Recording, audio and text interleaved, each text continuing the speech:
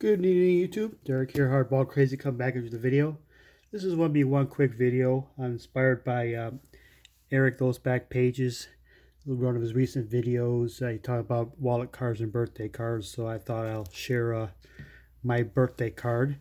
I don't really have a wallet card. Never really had any one card that inspired me to put in my wallet at all times. I was a fan of, of course, Tiger's early 80s. Never really thought of having a Tramo or Whitaker or Lance Parrish or Kirk Gibson cards in my wallet.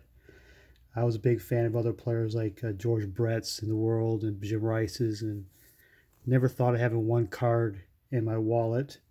But I always had but I do have a birthday card, of course. I'll tell you about that in a minute.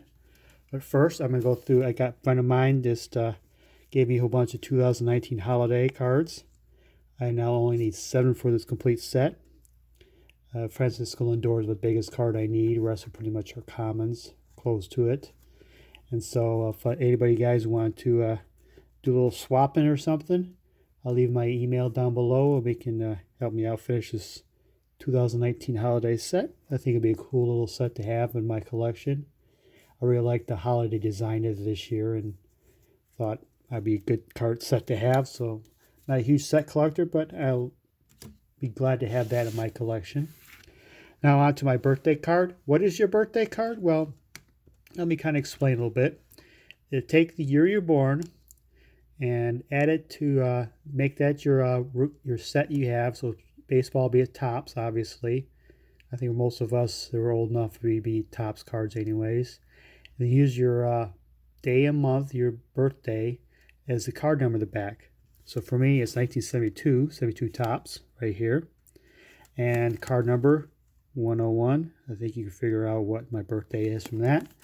And so the card is James Rodney Richard rookie card, J.R. Richard rookie card, which I had in my collection already. I didn't have to pick it up for anything. Always like I've been a fan of J.R. Richard. And not who Bill Grief or Ray Bussey is. I believe Grief may have had a decent career. I think if I've ever seen there's Grief cards in the 70s or so. But obviously J.R. Richard is the reason why I have this card in my collection. You guys know who J.R. Richard is? Well, by the end of the decade, he's probably one of the most feared pitchers, if not the most feared pitcher in MLB. He came up with the Astros the first time in the early 70s. By 1975, he was a mainstay into the Houston Astros rotation. By in the decade, 78, 79, he struck out each season. He struck out 300 batters each. He was 6'8". I think he was the tallest player ever before Randy Johnson came around. And so he's 6'8", throwing the mid-90s, but not a lot of pitchers through the mid-90s. And he had a touch of wildness, too. He finally, as a starter, became a starter. He'd be able to harness his wildness. Even then, when he was a starter, he still walked 3.5, 4 batters per 9 innings, so he still had a touch of wildness. And there's one thing if you're a fit batter, you're facing the top pitchers in the league, the Carltons and Seavers and the Nolan Ryans of the world, you just have to bear down and become a great, try to get quality at bats. It's another thing is kind of have to fear for yourself a little bit when you go after J.R. Richard. I've heard there's stories that some players saw he was batting against J.R. Richard's side. He kind of had a 24-hour flu. It's like, nope, I think I'm going to sit this game out. But J.R. Richard, 1980 came around. Nolan Ryan signed with the Astros from the Angels, the reigning strikeout king in the American League. So the Astros had the strikeout kings from both the AL and NL on the rotation.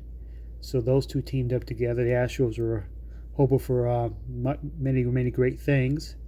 1980 All-Star came around. J.R. Richard was the All-Star game starter. He had like 10 wins and ERA under 2.